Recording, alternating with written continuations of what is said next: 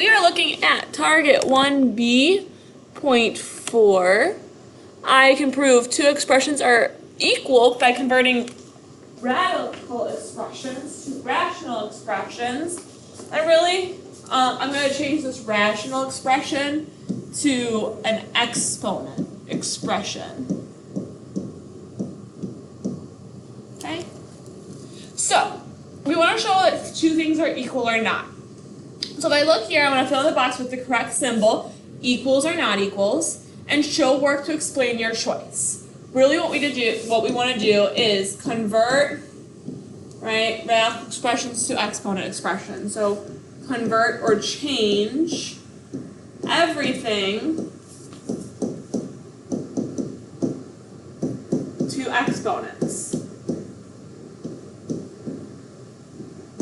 And what that means is we want no radical symbol. Okay? So for everything, we're going to change it to exponents by having no radical. So if we look at example 1, right, this 70 to the 2/5. There is already no radical. We're good. Okay? So now, on our other side, there is a radical. So we need to change it by still doing that middle, right, left. Our middle has parentheses, so that's 7D. Our right is hidden, and our left, right, is that 5. So this is 7D to the 1/5. Now I should be able to see, is 7D to the 2/5 the same as 7D to the 1/5? No. I'm going to put that not equal symbol there, okay? It's an equal symbol with a line through it. How do I know? It's the exponents are different.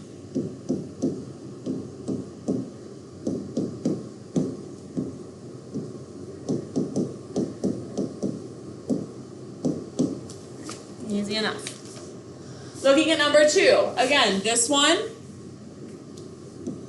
Look at that. It already doesn't have a radical. I don't have to do anything. Ooh, there's a typo. Sorry. There should be. Make sure we close our parentheses. Missed one there. Okay? So in parentheses, right, I'm going to have that middle part, which in this case is 5G. It has an exponent of 3. And it's missing its index, and remember that is a hidden 2. Okay, so this is 5G to the 3/2. All right, that came from there. So yes, these are equal. Yay. The equal sign didn't quite make it in the box. That's all right. And that's it. You really don't have to explain why they're the same. I should see that you switched this correctly, but if they're equal, then they're equal. They're exactly the same. Alright, scrolling on to example 3. The 4th root of 81x squared. Right? This first one has a radical, so we want to get rid of it. So I'm going to start with my base of 81. That 81 just has its own 1. And then it also gets the 4. And then the x has an exponent of 2, and then also gets the 4. Right? So you want to be careful with these, that this 2 is only on that x because there's no exponents. Okay? So then we have, I want to type this into my calculator because there's no exponents there. So I have 81 to the 1/4. Which is 3, x, and then 2/4. Always type your fractions in to see if they can reduce. This one does, it's to the 1/2. Okay, so I literally just typed in 2 divided by 4, and the calculator reduced it to 1/2. So that's this side. Now I need to do this side. The 3 comes down. okay, because it's on the outside. Then I have my x. There's a hidden 1, and there's a hidden 2. Hey, look at that. 3x to the 1/2, 3x to the 1/2. Okay. These are equal. Big equal sign in there. Right on to number 4. Okay. This is a radical. That means I have to switch it. Okay. So again, 27 is a base. Right?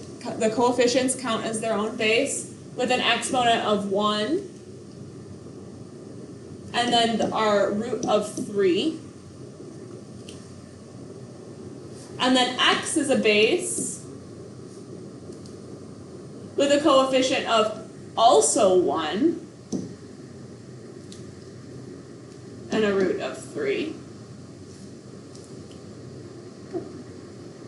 27 to the 1/3 is 3, right, again, and that's 27 to the 1 divided by 3. Hopefully we're pretty good at kind of typing those in. X, I can type in 1/3 to make sure it doesn't reduce, but it doesn't. Now on our other side, again, the 9 just comes down. X is our base. It has an exponent of 1, because that's hidden. And it gets a root of 2, right, because that's hidden. So on one side I have 3x to the 1/3, and on the other side I have 9x to the 1/2. No, those are not equal, okay? Different coefficients.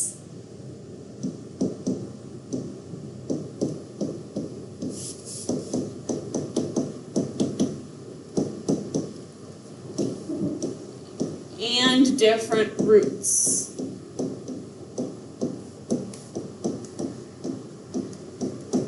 Right, again, remember that root's the number on the bottom. Okay? All right, last question, last example, example 5. Explain why both sides of the equation are equivalent when written in exponential form. So you have the 6th root of 64x squared equal to 2 times the cube root of x, given that x is greater than or equal to 0. We are putting it this way because a lot of times SAT gives something that looks like this.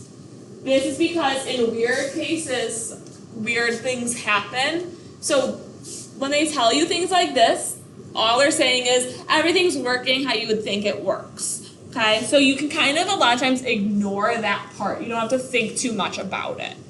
Okay. So here, right, again, our left side is a radical, so we have to switch it.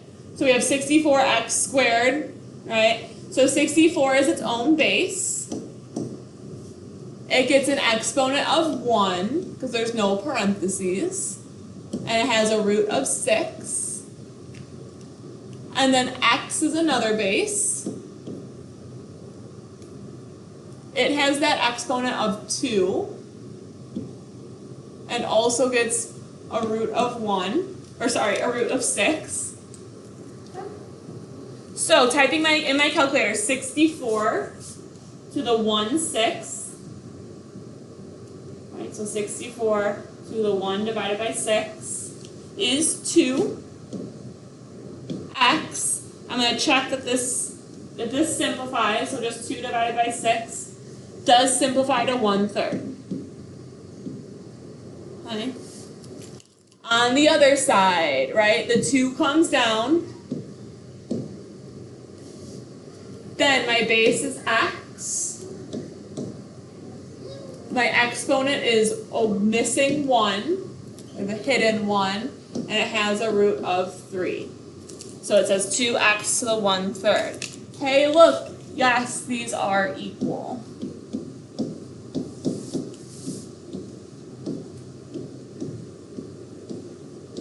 Isn't that nice? Okay, and that is it. Go ahead and start working on your activity 1B.4.